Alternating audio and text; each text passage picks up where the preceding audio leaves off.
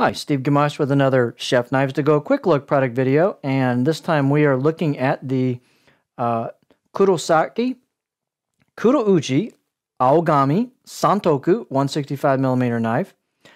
This knife has a core steel of Aogami or Blue Paper Super reactive carbon steel, and the heat treat rating is about 61 to 62 Rockwell on that core steel, and it is clad with a stainless, soft stainless cladding over the top of that core steel. And the construction does include a blacksmith finish, or what's known as a kurouchi finish. The particular finish on this knife is matte but smooth. The weight on the knife is pretty light, 133 grams, 4.7 ounces. The blade length is right around 170 on the edge, and the overall knife's around 12.3 inches. The spine thickness above the chin heel area back here is about 3.75 millimeters, but then it thins out pretty quickly and maintains 2-something millimeters, and then thins out at the very tip with the grind of the knife right into the tip here. The blade height on this particular one, and all these will vary, these dimensions and weights, just a little bit because they are handmade and hand-hammered. The blade height's about 46.5 millimeters above the, again, the back of the heel or the chin. Handle's real nice, octagonal, ambidextrous, rosewood handle with a black packerwood ferrule, and the circumference on that's right around a standard 3 inches. You've got a nice curve from the choil into the neck or emoto, and it works really nice on a pinch grip. The balance point on this knife is right about there, and so it's just a touch behind a pinch grip, gives you a real nimble feel. You could either use a racket grip with this as well, and you wouldn't have a lot of blade forward weight balance to it. So real versatile grip, balance point in my opinion. Let's take a close-up look at the knife blade. It's a little hard to tell, but it does have hand chisel kanji, but the kurouchi finish covers that up to some degree and hides some of those nice details.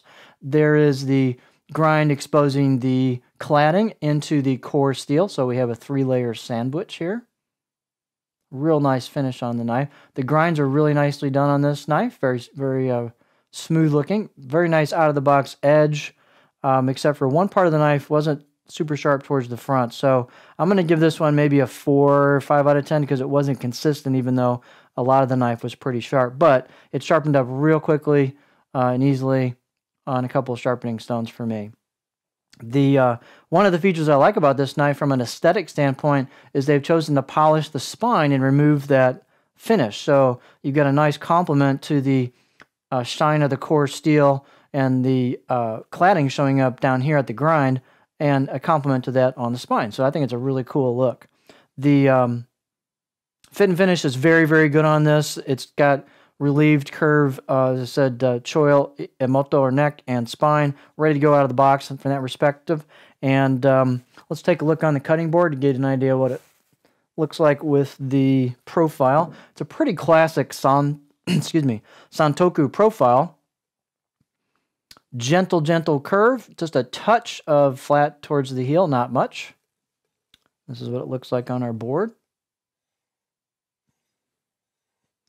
So if you go far enough, it does kind of almost stop, but you've got a little bit of back belly, or back belly towards the tip, or I should say the tip, the chin of the knife at the back of the heel.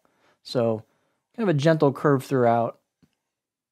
These are not push-cutting knives like Nikiti's are. So you can get fairly high before the tip's digging in about right there. So for a shorter knife, you can get pretty high before if you're doing some rocking.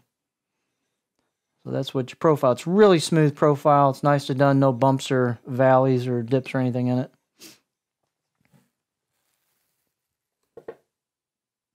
So there you have a somewhat lower maintenance version of a carbon steel core with the stainless cladding, which is a really nice feature from a maintenance perspective.